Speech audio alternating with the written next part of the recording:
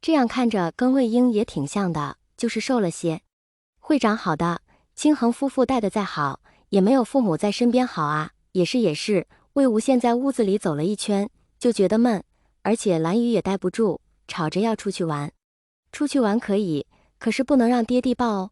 魏无羡见蓝忘机走不开，就先给蓝雨打好招呼。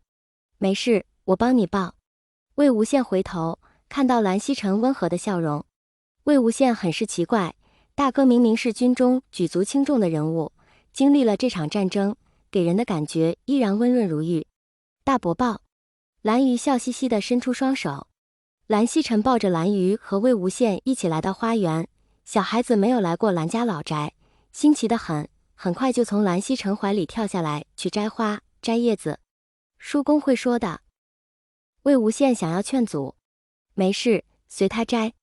蓝曦臣随时站在蓝鱼身旁，以防他不慎落入池水中。魏无羡默默站在一旁看了一会，正想着要不要说点什么，没想到蓝曦臣倒先开口了。无羡，这2年在外面过得很辛苦吧？蓝曦臣牵着蓝鱼的小手，摘了一朵兰花放进他的手里。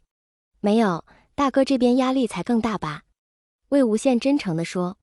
前期压力是挺大，毕竟忘机被囚禁起来，后面倒还好。蓝曦臣停顿了一下，低头看了看蓝鱼，好在结局是圆满的。魏无羡垂着眼眸，不敢正视蓝曦臣。大哥，当时蓝湛伤得很重吗？他刚从温氏手里逃出来，还有力气跑去找你和孩子，自然是伤得不重。蓝曦臣宽慰道，军人吗？受这点伤不算什么的。蓝湛很厉害的，对吗？魏无羡想着被蓝忘机救过的2次，心就忍不住砰砰跳。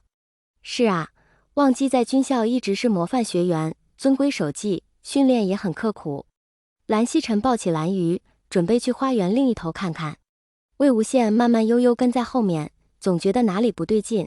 忽然，他想起了那晚蓝忘机的话，那是后来违反军规授的。这句话无意识的总是回荡在他的脑海。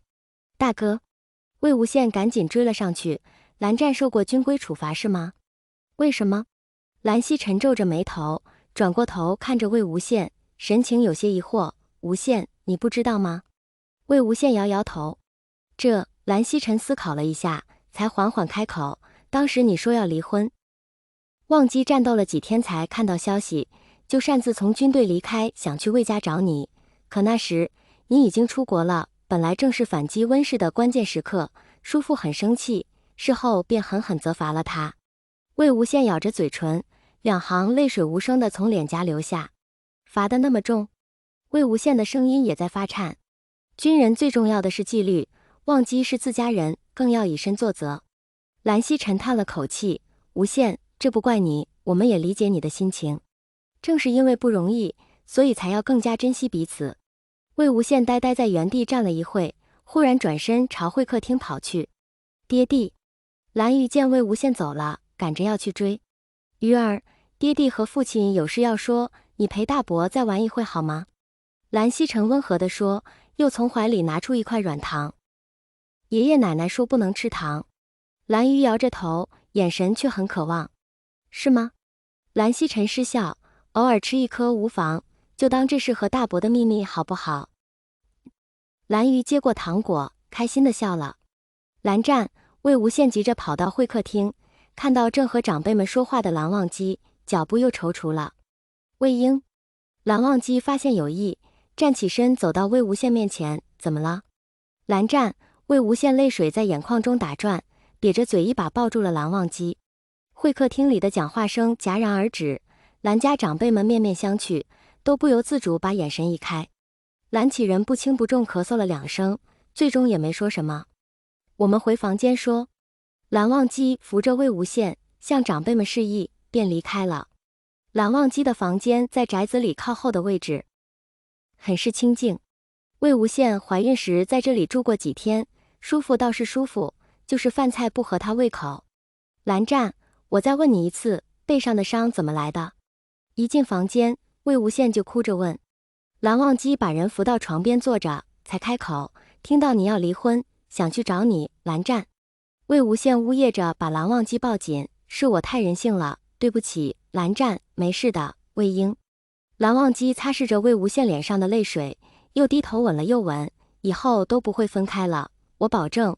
魏无羡止住了哭，但整个人还是没缓过来，说话上气不接下气，我也保证，我会乖乖听话，不会再乱跑了。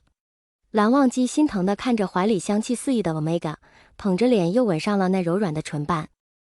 魏无羡仰着脖子回应着蓝忘机密密实实的吻，在松木味道的诱导下，双手颤颤巍巍抱住蓝忘机的肩膀，声音又甜又软。蓝湛，想要省略不可描述的部分，父亲不回家吗？